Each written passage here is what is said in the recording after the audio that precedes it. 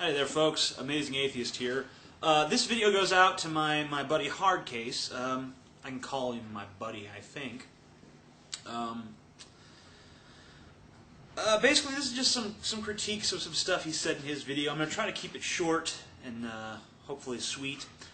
First and foremost, Hardcase, you said that if there was no law, you'd shoot a motherfucker just for looking at you wrong. But this should be suspect for two reasons. One, you were drunk, and drunken people tend to make boasts like that. The other is that you are a pinko commie socialist nut job. Just like, I'm not saying nut job is a bad thing. I'm definitely a right-wing, libertarian, freedom-loving nut job. So we're both nuts, and we happen to be on the opposite ends of the nut spectrum. You could say that, actually, it's funny, we're both nuts, yet we're both dicks. Anyway, that's neither here nor there. The thing is that, as a socialist, you've said a number of times you like big government. So it's kind of in your best interest to promote the idea that laws are what really stop people from committing crimes. And they do, to an extent. I mean, it's shown. It would be hard to argue, you know, in places where there's very little police presence, places like, say, Compton, you know, South Central Los Angeles, places like that, you see a lot of fucking crime. Police don't want to go there. They are not, because the people do not allow them to enforce laws there, basically. Police presence is resented in those neighborhoods, and crime is fucking astronomical. So obviously, without the influence of law enforcement, there is going to be the rise of a criminal element. But those figures might actually be deceiving to an extent, because you have to remember that a lot of the crimes that take place in these neighborhoods are actually gang warfare. And gangs are really just little miniature police forces. I mean, the reason gangs exist is to do the jobs that the police don't do in those neighborhoods. I mean, that's the whole reason that the mafia came into being, was to protect people who were engaged in illegal enterprises, to bring order to the streets. I mean, you can have a criminal free-for-all, but there's a reason why crime gets organized. It gets organized because the government doesn't organize it. So a lot of these things that are perceived as crimes are actually the system finding its own natural order. But the thing is that in any of those places, it's really looked down upon in pretty much any culture. In fact, I would be willing to go so far as to say it is looked down upon in any culture for one person of, you know, modest social standing to shoot someone else also of modest social standing for no reason other than they looked at them funny. And I just don't really see it in you. I think I know you well enough to know that you're not just going to shoot someone for looking at you strange.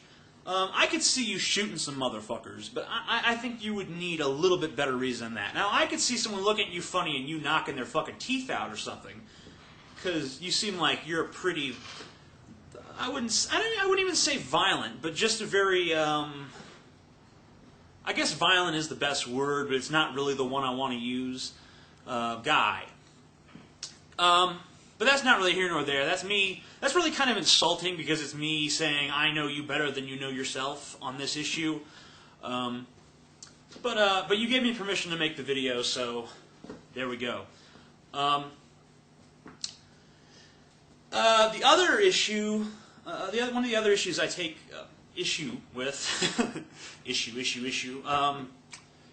is I sound like a fucking imbecile. Gambling and prostitution. You said that these are vices that have never done anything good for society. I disagree.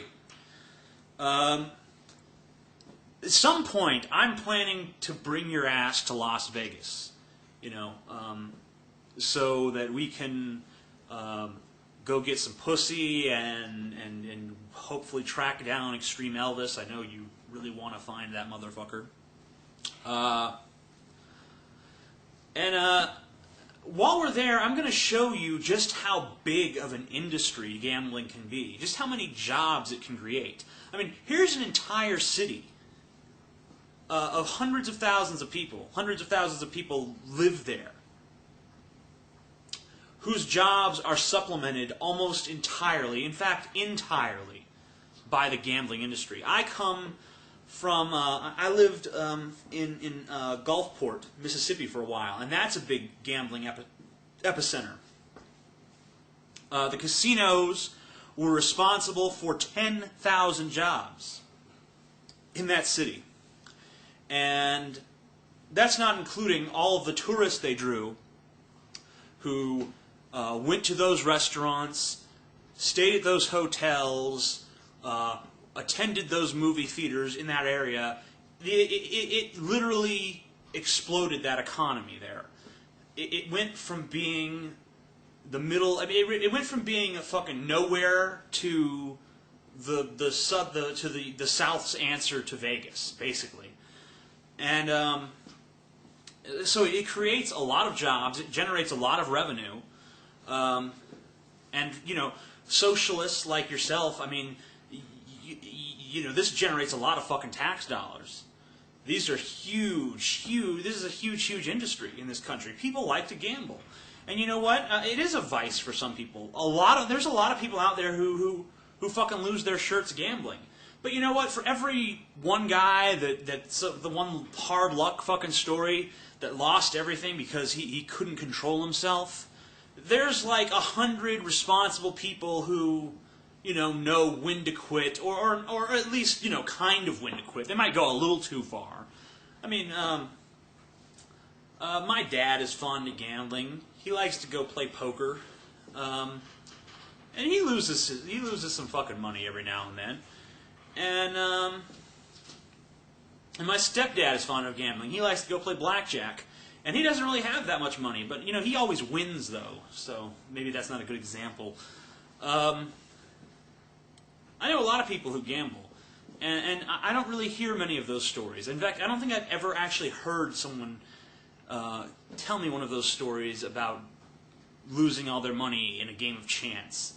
You know, that shit happens, of course, but most people, I think the vast majority of people are responsible enough to handle that shit.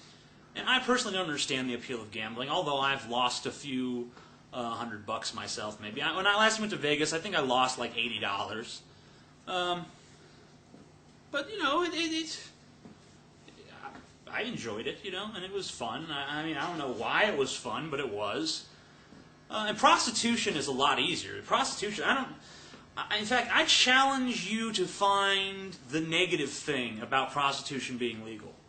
I shouldn't even, I don't even think I should have to justify. I mean, you know, okay, you know, I mean, even I can manage to get some ass here and there, scrape it together, you know.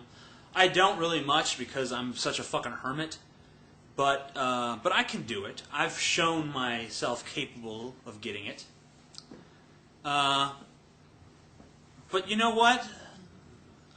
There have been a few times where, you know, I think that I could have utilized such a service.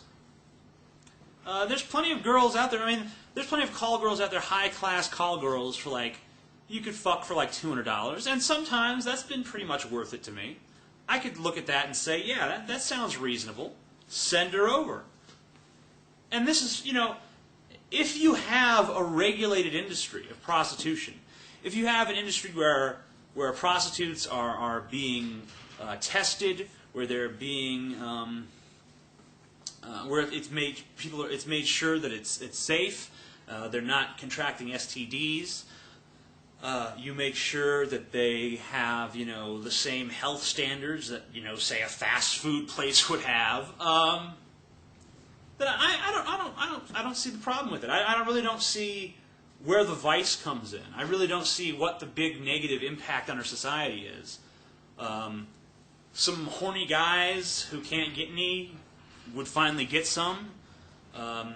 Some women who probably have no other skills are making money. Where's the downside, is what I'm asking you. Show me the big downside to legal prostitution. Legal regulated prostitution, that is. I mean, obviously there's a downside to, Eileen Warno's truck stop hookers that, are out there sucking dick because they've been abused since childhood and all that shit. But we're not talking about that. We're not talking about the filthy, dirty, back alley hookers. We're talking about legalized prostitution where you have to get a license and you have to meet certain standards and blah, blah, blah. And, I think that's a good idea. Sorry. I've been thinking about that, actually, my whole philosophy. And I realized that really I'm not so much really a libertarian, because I believe in government involvement in a lot of things. The thing is that I think that the government's role is to preserve freedoms, is to make sure that people's rights are not trampled on. And really, I think that was the system that that the Founding Fathers intended to set up. Of course, they only intended to set up for white male landowners, but our definitions have broadened since then.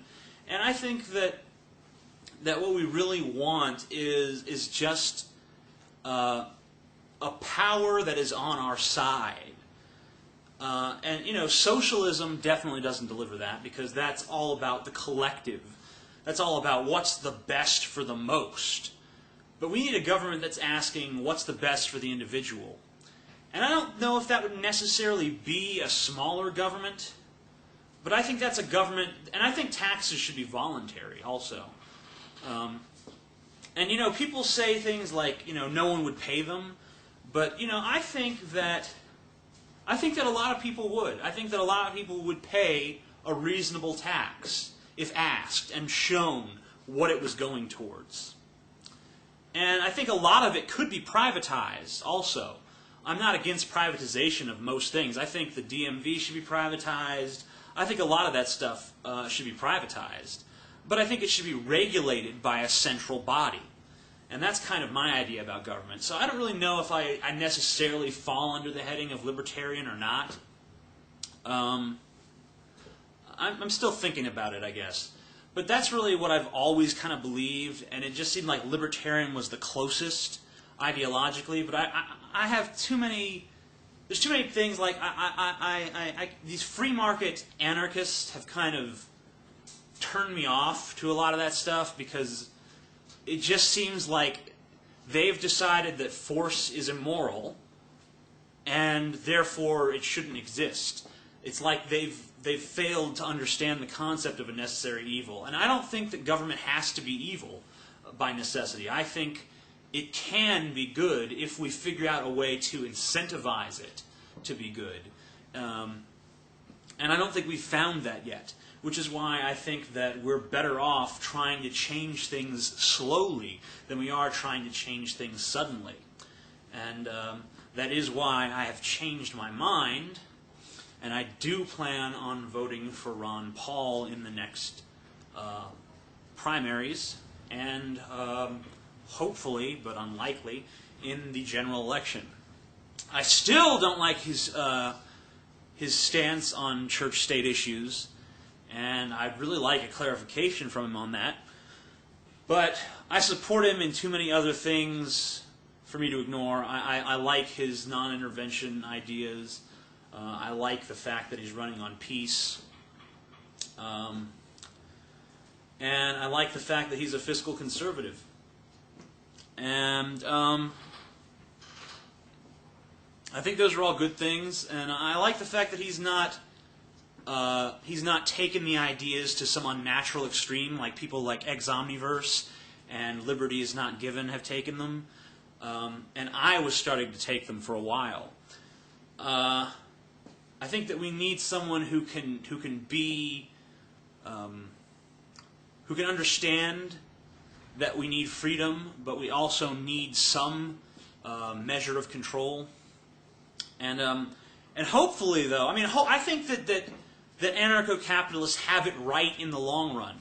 I think that ultimately we should strive in the future to not have a giant government, but you have to do it in little steps. You can't just expect broad sweeping changes. That's going to be a bloody fucking revolution, and I don't think anyone should want that. Anyway, I veered way the fuck off topic. The third thing I wanted to criticize you on was this idea that animals are in no way superior to human beings, and this is something that you and I have kind of clashed on before. Basically, you say that because we are the most intelligent species, we automatically attribute intelligence to be the greatest of traits. That we say that we are superior because intelligence is the most extraordinary trait that a species could possibly have.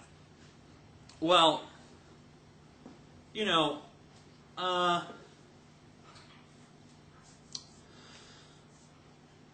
think that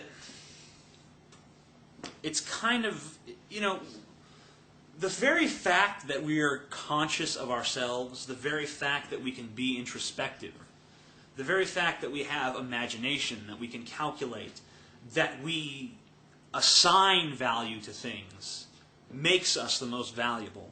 Because we're the only barometer of value. Value is a totally human concept. Things don't really have value without human beings. I mean, you know, you said if you ask a turtle why it was what was the best, they would say it was the best because it had a shell. But really, a turtle doesn't give a fuck. A turtle doesn't know what best means. It has no concept in its little turtle brain for best. Only we really have that mechanism where we try to assign certain values to things. Maybe other species do in a primitive way, like a dog might have a food that it prefers, or a monkey, you know, might like the big rock as opposed to the little rock, or something like that. But we're the only people who have that broad definition of value. Like, we're the only things that can look at a painting and say, this is art, rather than just saying, ooh, this is pretty colors. So, if we are the only barometer of value that we know of, there may be other species elsewhere in the galaxy or the universe that attribute value to things. But since we're the only species that makes such judgments to begin with, then I think it's fair for us to say that we're the most valuable things in the world. Although you have to wonder what that does to the value of value itself. But that's an entirely separate argument. Anyway, amazing atheist! Peace the fuck out.